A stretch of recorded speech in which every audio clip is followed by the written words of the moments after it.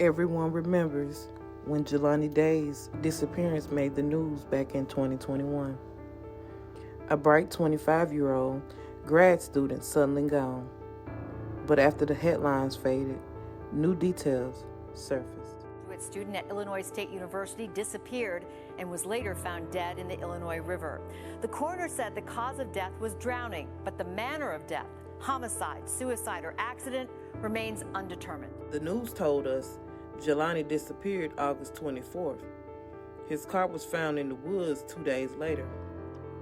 Weeks later, his body surfaced in the Illinois River.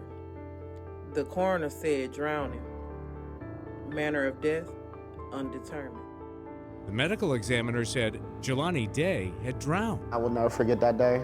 To hear my dad cry like that and to hear my mother in so much pain was horrific. It was really devastating, and to get that explanation that he drowned was a slap in the face. It was an insult to us. But the coroner also wrote drowning is considered a diagnosis of exclusion when a body's found in water with no other obvious injury. Did he know how to swim? Absolutely. He swam in high school. He was an avid swimmer. He swam all the time, working out, always at the pool. But behind the headlines, it doesn't add up. His phone went dark after leaving a dispensary. Later, it was assessed, but with missing data. His car wasn't on the street, but tucked away in the trees behind a YMCA. And then, his clothes, wallet, and lanyard found in different places, like pieces of a puzzle no one wants to solve. Why did it take nearly a month to officially identify his body? Why were certain details left out of early reports?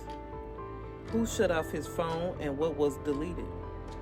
If Jelani was an experienced swimmer, how does drowning make sense? And maybe the big question, why does it feel like his case never got the urgency it deserved? 5-year-old Jelaniday was the fourth of Carmen Day's 5 children raised in Danville, Illinois.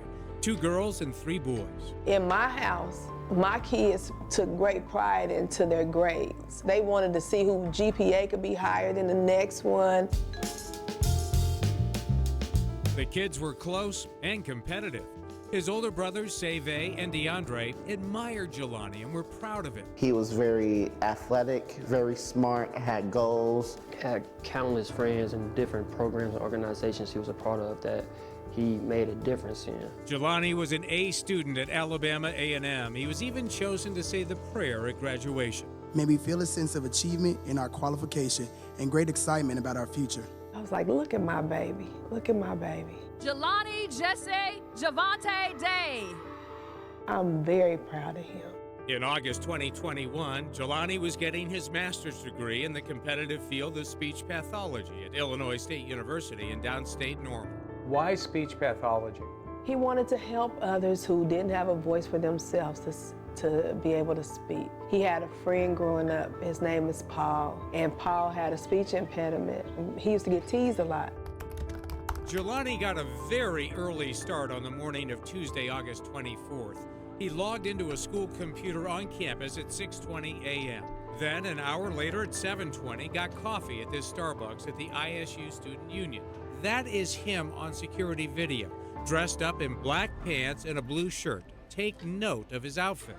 Carmen says he seemed excited about a clinical session with a patient later that afternoon and called her repeatedly the day before. He was going to go through his homework, and he said, okay, Mom, I don't want nothing. I just wanted to hear your voice. And I said, okay, babe, I'll talk to you in the morning. Jelani did not call his mom the next day. She assumed he was busy at school. In the week since then, Carmen has carefully watched the college security video from that morning. I see him going in a building where he's approached by 2 people. It looks like he talks to them and they all go into the building. The building is Fairchild Hall, which houses the speech pathology and audiology department. Carmen says the tape shows him walking out a few minutes later. I see him sit down on a bench, and I see him looking at his phone. Like he's reading a text, or like he's looking at video, or what? It was texting.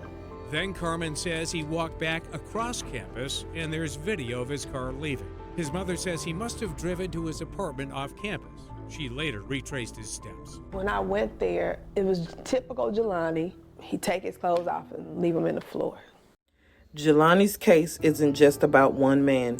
It's about how quickly some disappearances are pushed aside, how evidence can vanish in silence, and how families are left fighting systems that should fight for them. For some, it's not just about justice. It's about who gets justice and who doesn't. 4 years later, we're left with contradictions.